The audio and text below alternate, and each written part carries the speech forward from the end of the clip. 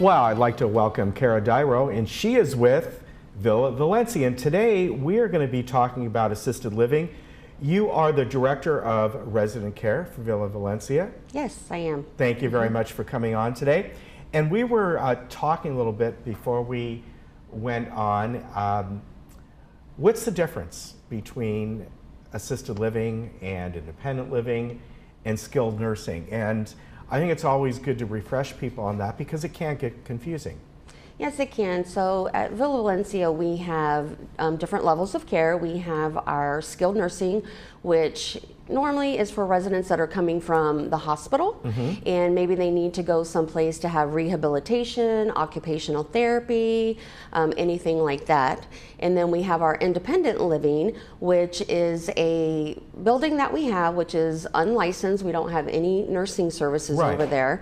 And so it's basically independent living. We offer 3 meals a day. We offer transportation, housekeeping once a week. And so it's not licensed. We don't have any nursing services over there. And then on the assisted living side is licensed. It's followed by Department of Social Services. So there we have nurses on staff, and they're there 16 hours a day. They're there from 6 a.m. to 10 p.m. We also have medication aides, which distribute medications, and then we have resident assistants, which provide care and help the seniors with their ADLs. Okay, and how did you get into this? You've been in nursing in one form or another for quite a while, right? I have been a nurse for 30 years. My great-grandfather was a doctor. My grandmother was a nurse, and my mom was a nurse in this area. So I grew up in this area, and I've had my whole nursing career in this area. So you are well-trained, well-versed in this. Yes. And I can see where you'd be a great benefit to Villa Valencia.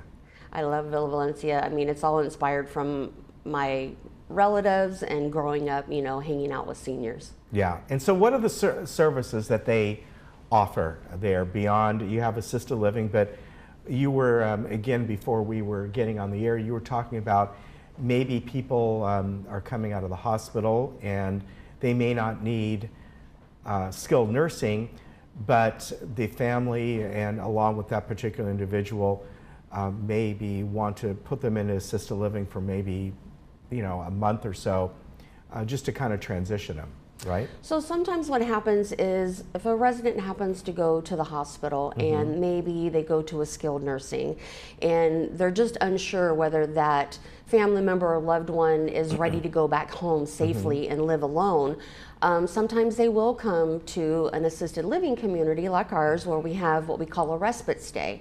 And so they come there and basically they have, you know, home health, we monitor them, we monitor their medications to help them strengthen and grow to get back to what their baseline was. Okay, and really get them kind of back going on their feet again. Right. And give them any kind of assistance that they need for more of a short term. Right. But then there are folks obviously who are there long term, right? Yes. Yeah. Yes, we have many residents that are long-term, and you know, we have lots of great activities that they enjoy doing. The meals are provided, and you know, like I said, we have the caregivers that come in and help them. I mean, some residents may need help with just getting their shoes on and getting them tied. Other residents may need assistance with maybe a shower once a week. And so it just depends on, but we offer all different, you know, levels of care and helping them with their daily living activities. So if somebody is thinking about transitioning to assisted living, maybe they're independent, maybe independent living here, independent living with you folks. At what point do they kind of need to maybe consider more of an assisted living arrangement?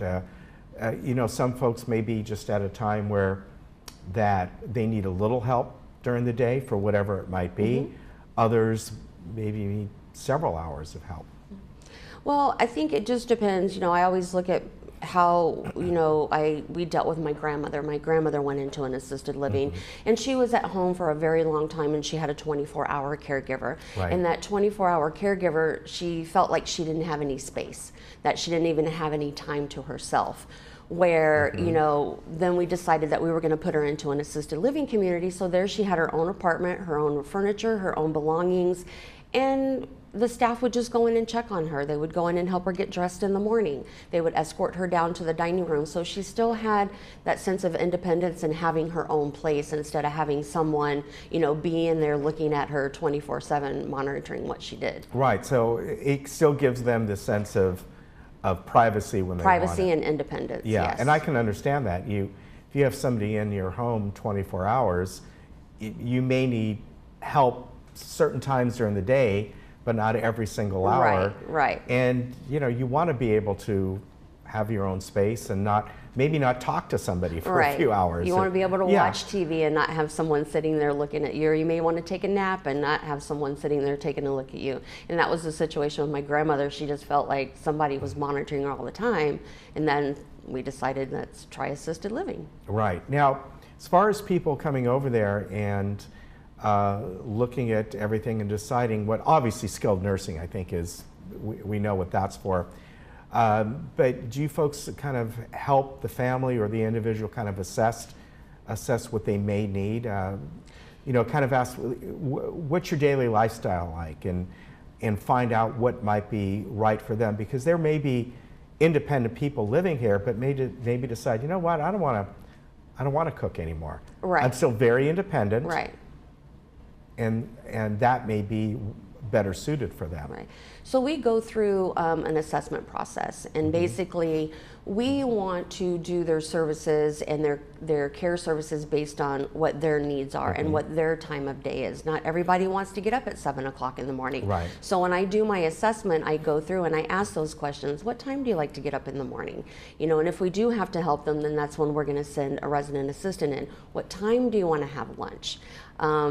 And so we try to tend it to what their normal lifestyle was at home, going in and helping them instead of just coming in and saying, okay, it's 6 o'clock, it's time to get up, let's go eat. So, some residents like showers in the morning, some like them in the evening. So when we do our assessments, we go through trying to figure out exactly what their needs are and what their wishes are, not what our wishes are. Okay, and they still might be people in assisted living still might be very independent. They still might drive. They still might go around and go out on their own, right? We have quite a few residents that are still very independent, and basically we go in and clean their apartment for them once a week. We have the meal services for them, but the assisted living side. Can I get that at my house, by the way?